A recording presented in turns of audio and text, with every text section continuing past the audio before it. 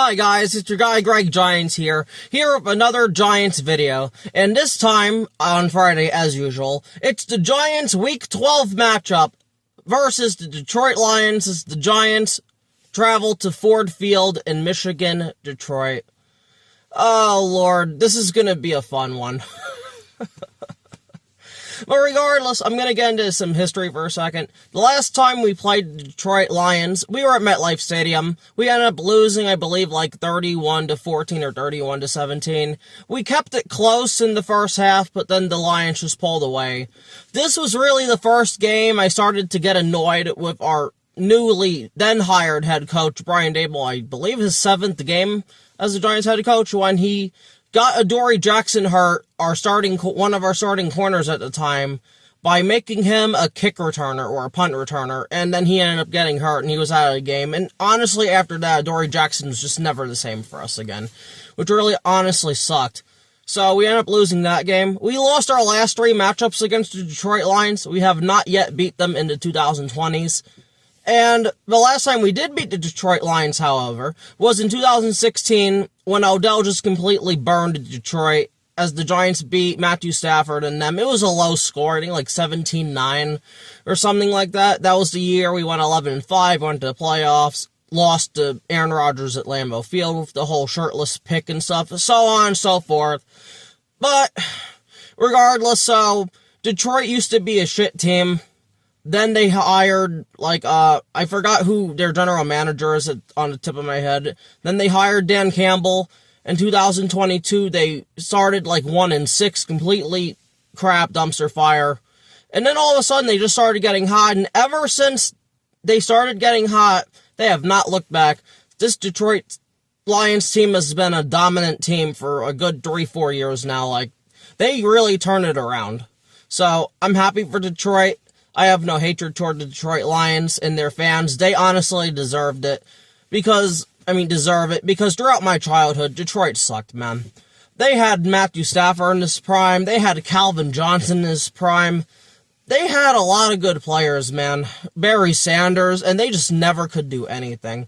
So I'm happy now that Detroit's doing well, and I wish them the best of luck in this game. I don't think they'll need luck, but still, it's going to be a fun contest between us.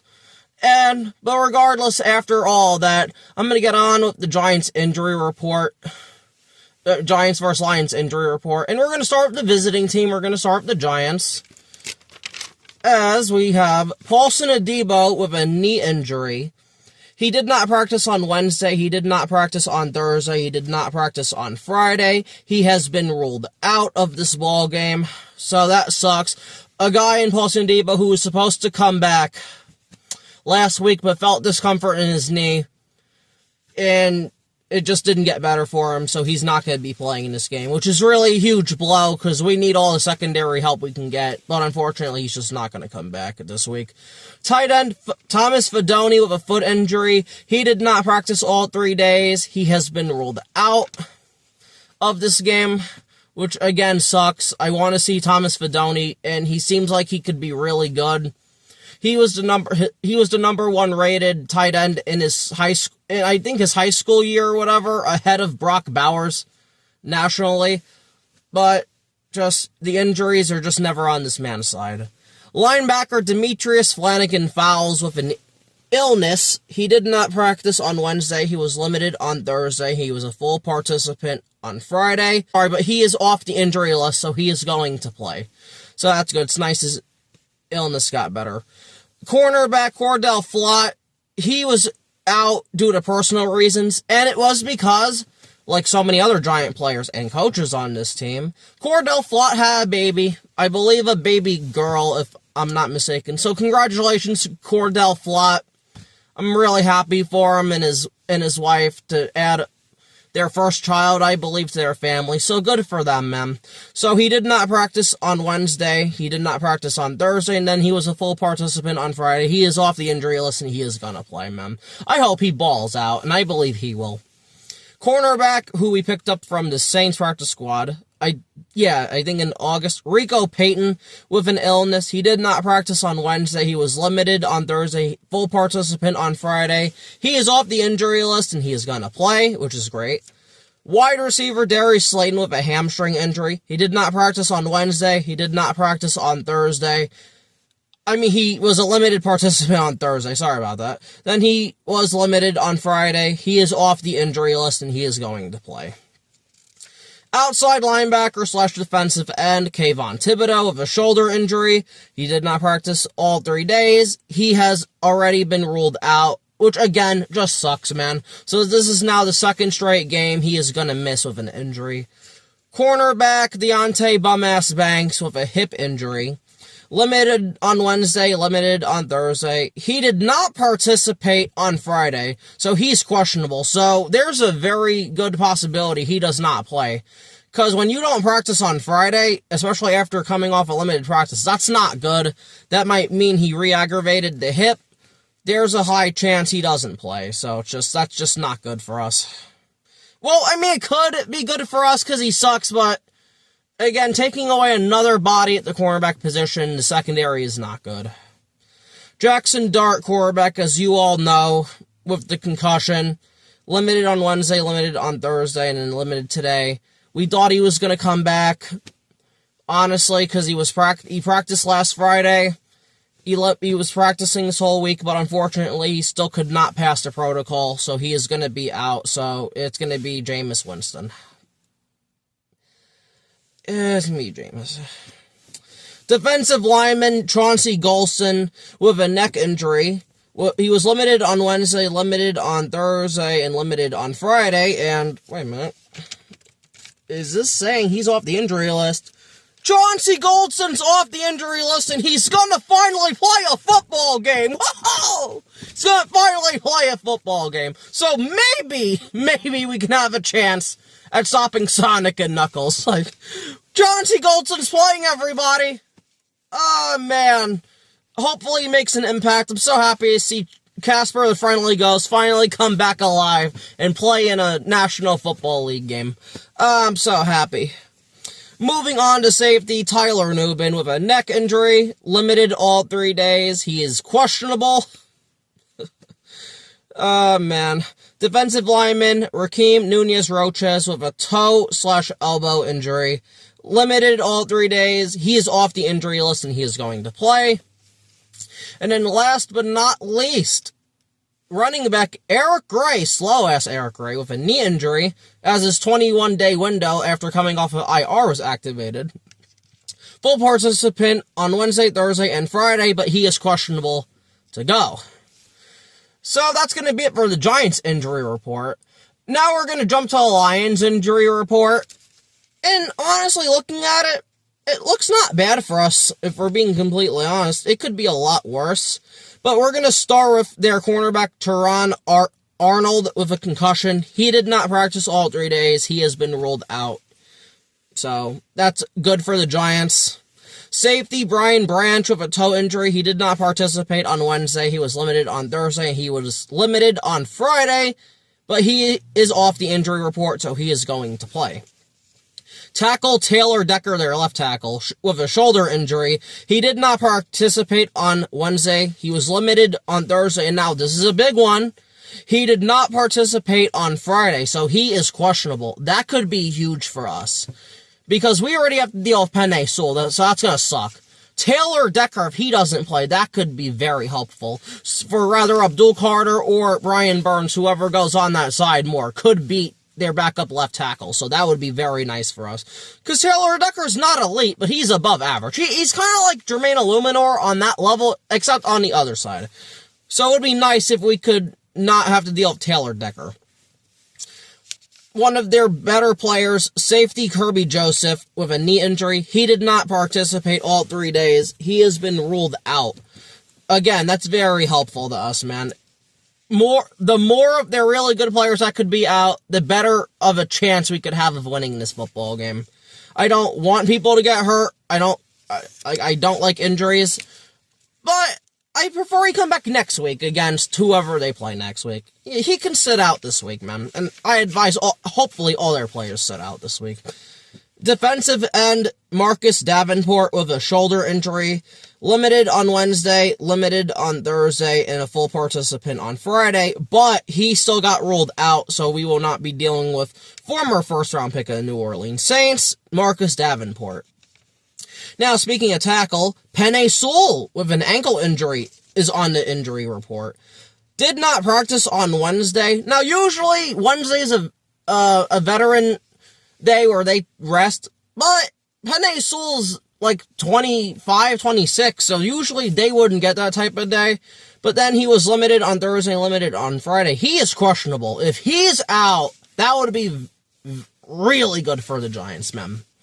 Really freaking good, because he is their best right tackle in the NFL. He's 100% the best run-blocking right tackle, which is what right tackles are supposed to be more known for.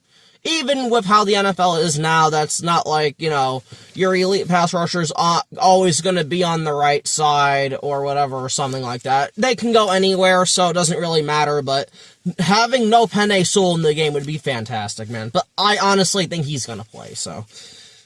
Center Graham Glasnow with a knee injury, limited all 3 days. He is questionable to go. Again, if Dexter Lawrence could have the game he had last week, it doesn't matter. He'll just run over whoever's there. Glasnow's non-elite center. They had then Frank Ragnow, but I believe he retired. I believe this offseason he retired. So the Giants got a little bit of a break there. But Glasnow's not too shabby himself. But again, the more the merrier. If they could be out, that would be great. Defensive end Josh Paschal with a back injury. Limited all 3 days. He has been ruled out by Dan Campbell, so he's not going to play. Their guard and 4th-round pick, Tate Ratledge with a knee injury. Limited all 3 days. He is questionable, so that's nice. Cornerback DJ Reed with a hamstring injury. Limited all 3 days. He is questionable. The more I hear, I believe he's going to make his... He's going to play against the Giants after being placed on IR. They could rest him this week, but who knows? They might play him. Try to get him out there and crap, but we'll see. Wide receiver, and I believe they drafted this guy in the 2nd round, who seemed like a reach. Isaac Tesla with an oblique injury. He was limited all 3 days. He is questionable. So, you know, yeah. Running back, Cheyenne Vaca with an ankle injury. Limited all 3 days. He is questionable as well. Backup tight end, Brock Wright, who is now the starter because Sam Laporta, their main tight end, was placed on IR, I believe, a couple of days ago, or maybe last week. But still, he has an ankle injury, limited on Wednesday, full participant on Thursday and Friday. He is off the injury list. He is going to play. Offensive lineman Miles Frazier, I believe he was a 6th-round pick for them this year, who I kind of wanted, but the Giants didn't go that route, and that's cool. With a knee injury, full participant all 3 days, but he's been ruled out, so he might just be a healthy scratch, because that's weird. That's really weird, I mean, but still, again, take it. Cornerback Khalil Dorsey with a wrist injury. He was not on the injury list on Wednesday, full participant on Thursday, and full participant on Friday. He was questionable. Then another guy who I had on here, but I just took him off my list, Khalif Raymond. He was there he wasn't on the injury list on Wednesday, but then he was on it on Thursday or whatever, and then they took him off again with cramping. So, again, he's going to play too, but I just thought I'd point that out. Linebacker Malcolm Rodriguez with a knee injury. Full participant all 3 days. He is going to play. He's off the injury list. And then last but not least, running back Jacob Sailors with a back injury. Full participant all 3 days. And he is going to play. So, that's going to be it for the injury reports. But now we get into the next segment, which is the top 3 ways the Giants' offense and defense can beat the Detroit Lions. And as usual, I'm just going to start with the offense. Sometimes I'll start with the defense, but I primarily like to start with the offense. And the number 1 way this Giants' offense can beat the Detroit Lions is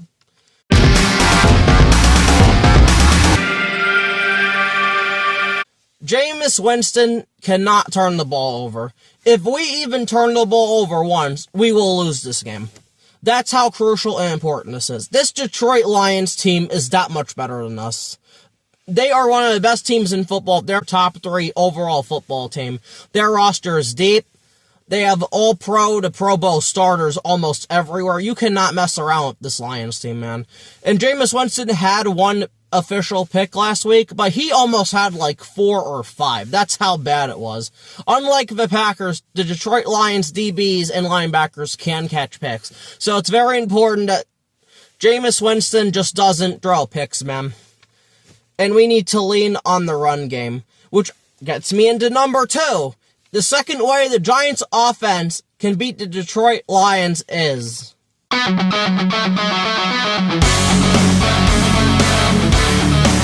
we need to run the ball well with Tyrone Tracy and Devin Singletary like we did last week.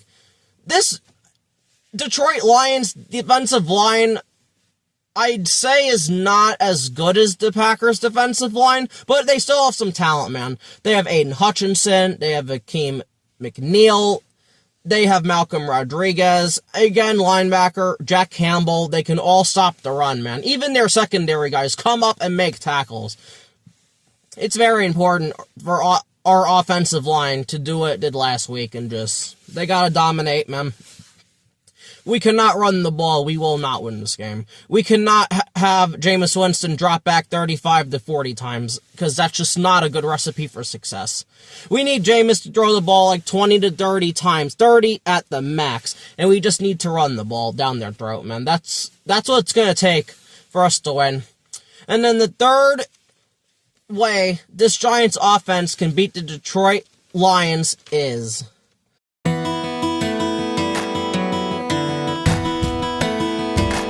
anything 4th or 2 and shorter, the Giants have to go for. I do not care where they are on the field. We need to be aggressive against this Detroit Lions team, because our defense, our injury-prone defense, and even if it was healthy, it's not a good defense right now, and especially with Shane Bowen. Detroit, I would not be surprised if they just score every single drive and they don't punt once. We need to be aggressive and make Detroit. We need to make Detroit sweat, man. The more pressure they're under, the more likely they're going to make mistakes. Jared Goff included, too. This offense needs to keep Detroit on their toes, and that's just what it's going to take. We need to do what Dan Campbell in Detroit does, and we just need to go for it on 4th down. If we don't get it, we're going to lose, but at this point, we might just lose anyway. So go out there, take some chances, do some fake punts, do a fake field goal. Just go for it on 4th down, man. Like, it honestly doesn't matter. You're 2-9. Go take some chances. Go do something. But now, shifting over to the Giants' defense. The 3 ways, starting with number 1, that this Giants' defense can beat the Detroit Lions is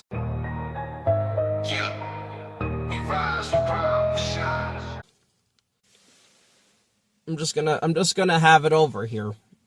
Okay. And for those who can't see it, it's very simple. It's stop the run, man.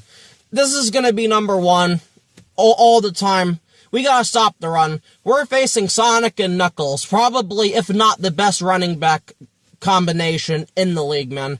Jahmyr Gibbs is an absolute freak. The guy's a great athlete. He's a home run hitter. He's Devin A-Chain. He's probably even more explosive than Devin A-Chain, Saquon, etc., etc. We have to stop them, man. Period. You don't stop them, just don't show up. Just go home. Just go home. Don't participate in the game, man. We have to stop them from running. If we're gonna lose, have Jared Goff beat you with his receivers, which they can, because our secondary is not great, but I don't want to sit there on Sunday and just see Jahmyr Gibbs 70-something yard touchdown, Jahmyr Gibbs 50-something yard touchdown, Montgomery 30-something yard touchdown. You know where I'm going with this, but point is, you gotta stop the run, man. Especially this week, because Dan Campbell and them Lions, they love to run the ball. They would run the ball every single play if they could. And honestly, with how this Giants defense has been responding against the run, they just might do that. I would not be surprised if it's like 3rd and 9, they just run the ball.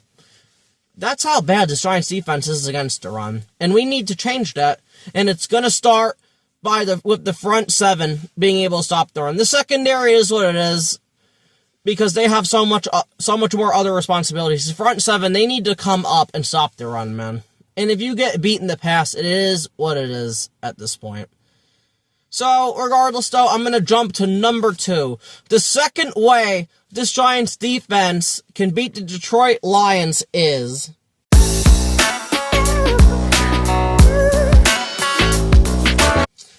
it's just another thing. The secondary has to step up. The front seven is going to be too concerned with stopping the run, like I said, number 1. The secondary has to step up, man. And see, this is what... we needed Paulson Adebo this game, and he's not going to play again. So it's going to be up to, and even if he plays, Deonte Banks and Cordell Flott. Javon Holland, Tyler Nubin, Andrew Phillips. They have to step up and make plays. You got to stop or limit Armand St. Brown. You have to limit or stop Jameson Williams, Brock Wright, Khalif Raymond, Isaac, whoever his name is. You gotta stop them, man. Because play action will be crucial this game. They will do that. Because this run game might just dominate us, but I need the secondary to step up. They need to make plays, pass deflections, anything, man. On all 4 downs, I might add. But I need the secondary to step up, man. Hopefully it just goes well for us. Then lastly, the number 3 and last and final way this Giants defense can beat the Detroit Lions is... we need to take advantage of Dan Campbell's aggressiveness. Because Dan Campbell will go for it on 4th down. Especially after not converting 1 first down last week against the Philadelphia Eagles, where they went 0 for 5. This man will go for it on 4th and 2, 4th and 3, even longer, because this Giants defense demands no respect. They have to be sharp on all 4 downs, period. I would not rule a fake punt or anything out of the possibilities of Dan Campbell. You need to be sharp, man. Honestly, I think the first drive to me is going to be very crucial. You cannot let them go down the field and score a touchdown. Now, if the offense gets it first and turns it over, and it's a shorter field, you can only do what you can, but it's like, you got to just stop them. It's going to be hard. They have playmakers everywhere in the backfield, receivers. Even Goff can run and make plays. So and you're at Ford Field, so I understand that it's going to be hard. But you guys gotta try to step up, man. Just gotta try to do it, man. You're supposed to be this top defense, start playing like it. And Shane Bowen needs to start calling like it. But we know Shane Bowen's trash, but... so regardless, that's gonna be it for that. Now, the next thing I wanted to get into, usually I would do the X Factor. But I want to try to do something new before that. And that's gonna be my individual matchup of the week. And I was talking about this for a few weeks now. Even last week when I brought this up. And this individual matchup that I'm going to bring up, because I want to see this shit for a while. It is going to be Andrew Thomas versus Aiden Hutchinson. And yes, I'm making that its own segment. These 2 players are 2 of the best players at their position. Now, I say this not knowing where Aiden Hutchinson's going to be the majority of the time. He could very well be on Illuminor's side. And I'm just warning the Giants. If he is on Illuminor's side, you have to give him help, period. Micah Parsons ain't Hutchinson. He's really not. You need to give Illuminor help almost every single time, whether it's a tight end or it's a running back. Aiden Hutchinson is that much of a threat. And what I wanted Kayvon to end up being, which I thought he was going to be, but I was wrong. Aiden Hutchinson is just an absolute animal, man. I didn't think he was going to be this good. I had Kayvon above Aiden Hutchinson in my draft grades in 2022, but Aiden Hutchinson is just an animal, man. This man was on an absolute tear last year until he tore his ACL against the Dallas Cowboys. That was heartbreaking for everybody, but he's back and stronger than ever. Regardless, though, this is going to be probably Andrew Thomas's biggest test of the year. Now, I know he still goes up against Max Crosby, but I don't think Crosby is on Hutchinson's level at the moment. Andrew... This is like Myles Garrett last year. I need Andrew Thomas to try to do what he can to slow Hutchinson down. Because he's going to be on an island. That's just how the Giants are, and he demands that respect that he doesn't need help, man. So, Andrew Thomas, I believe, will do it, man. Because usually the better offensive tackle will beat the better edge rusher almost every single time. But I would not be surprised if Hutchinson gets a sack on him. It wouldn't shock me. It honestly wouldn't, man. Hutchinson's just that type of player. That man is fantastic. But regardless, though, on the screen now, you see Andrew Thomas's grades according to PFF. Now, I use PFF every now and again, but I just wanted, more analysis and stuff. As you see on the screen, Andrew Thomas's grades, he allowed 1 sack, which technically, he didn't allow a sack. And this is where I get pissed at PFF, but I'm not going to get into it again. He should have 0. That 1 sack he allowed was on the last play of last week's game against the Packers, where it took 5 or 6 seconds for Jameis Winston to try to throw a Hail Mary, and he pump faked and he never threw it. They charged Andrew Thomas with that as a sack, which is complete and utter bullshit. But regardless... So, that 1 sack, which ranks him 12th of 76 tackles, 10 pressures, which is 7th of 76, 2 penalties, which he had a holding penalty last week, which was also bullshit, but whatever. Just 14th of 76, 2 quarterback hits allowed, 23rd of 76. Again, a lot of this he's tied for second with other guys. So, really, if he allowed 1, he'd probably be like top 5 or whatever, but still. And then finally, his overall grade is 86.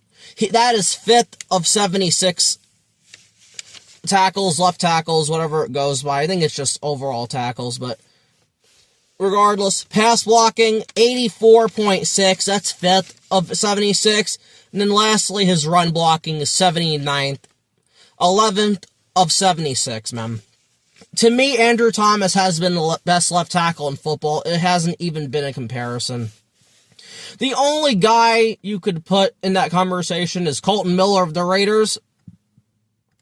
I just don't see it, though. Andrew Thomas is just an absolute animal. And this is going to be Aiden Hutchinson's best challenge of the season for himself. Which, speaking of, now I'm going to put Aiden Hutchinson's stats on the screen. He has 9 sacks, which is 6th of 117, 42 quarterback hurries. That is 1st of 117. 11 quarterback hits. That is 5th of 117. 62 total pressures. 1st of 117. Then last but not least, his grade is 91. 3rd of 117. The only player ahead of him is Myles Garrett, and then there's somebody else, I forgot who it was, but Aiden Hutchinson is just a fucking beast, man. I mean, this is gonna be such a fun matchup for both sides, for both Giant and Lions fans. I love when Andrew Thomas goes up against these elite edge rushers. And for the first time this year, he is going up against an elite edge rusher. Parsons, people want to say he's elite, but there are levels to this. He's very good on the borderline of elite. Aiden Hutchinson's fucking elite, though. 100%. So I cannot wait to sit and watch this matchup, man. I'm going to be watching Andrew Thomas probably the whole game, man.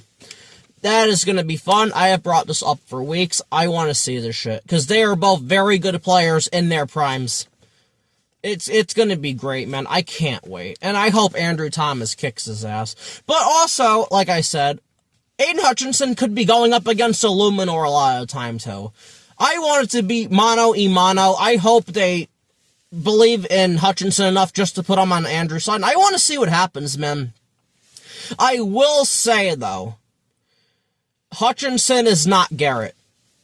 Hutchinson is great. He is not Garrett. Garrett gave Thomas some problems last year. I never seen Andrew Thomas struggle that much ever since his rookie year when he faced Myles Garrett. I don't think Hutchinson's gonna do that to him. And also in that game, he didn't give up a sack. I'm just gonna say that. But regardless, I don't think Hutchinson's gonna do that. Myles Garrett's just, his level's up here. Hutchinson's like this. Is about like here. But, I mean, it's gonna be fun. I cannot wait, man. Cannot wait. Now, jumping into my X Factor of this game. In doing this matchup, I wasn't gonna have an X Factor, but I wanna put in an X Factor every single week. The matchup thing might not be every week. Only if I view it as like a big matchup, that would be fun to watch. But regardless, my X Factor for this Giants game, for me, it is gonna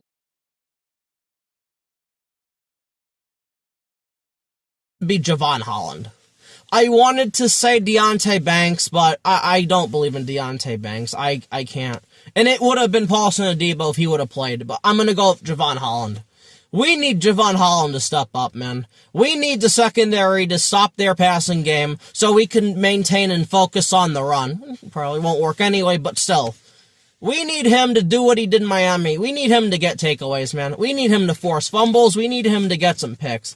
We paid Jevon Holland a good amount of money, man. I think it's like 14 or 15 million a year as our Xavier McKinney replacement. We need Jevon Holland to step up, man. This needs to be his game. 100%, period. Like, I need him to do something to justify the signing. Because so far, he's been average, below average. He's doing what he's supposed to do, but I want a safety who could force takeaways, man, and our safeties just haven't done that this year, and it's really disappointing. Like, Jevon Holland, it's like he's in his right spots, he's where he's supposed to be, he's doing what he can, but I need more from Jevon Holland, man. I need more.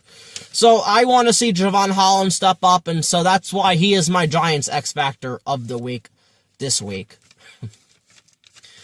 And finally, we're gonna get into the score prediction.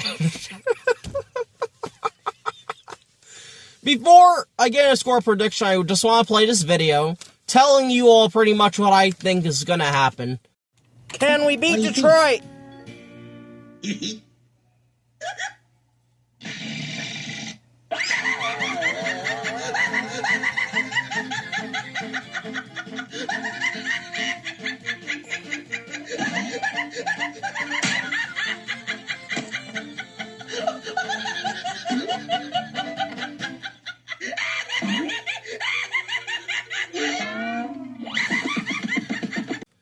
In this Giants versus Detroit Lions matchup. Now that you're back for this video, I think you have a pretty good idea how I feel. Unless Detroit completely self-destructs themselves, turns the ball over like 5 or 6 times, I do not see a chance in hell that we win this game. I just don't see. We would have to play absolutely perfectly, which we really haven't, except maybe the Eagles game. And on top of that, we're going to have to force takeaways, and we have just not proven to be able to do that, man, on a consistent basis. So, and like, I don't even think this is going to be close. My final score for this game, it is going to be Detroit 44, the Giants 17. I just don't see it, man. If the Giants can keep this game close, I would feel good. Detroit is better than the Giants everywhere. Absolutely everywhere. Now, if Dart was playing, I would say we have the better quarterback, but they have the better running backs. They have the better wide receivers. Tight end, I'll give to the Giants because we have Theo, but if they had Laporta, I would put Detroit there. Offensive line as a whole, it's Detroit. Defensive line, I want to say us, but I need to see it, so I'm going with Detroit. Linebacker, 100% Detroit. Cornerback, Detroit. Safety, Detroit. Special teams, Detroit. So, yeah, it's going to take a lot for us to win this game. I want to be wrong. It would be nice to beat Detroit. If we can beat Detroit, that would be a great confidence boost, man, for this team. If we could keep this game close, then the depth on this team is not that bad. But if we get blown out like I expect us to, like right now the spread, I believe, is Detroit's a 12-point favorite. That's what Vegas thinks of this Giants team. And honestly, I can't disagree with them, man. I can't.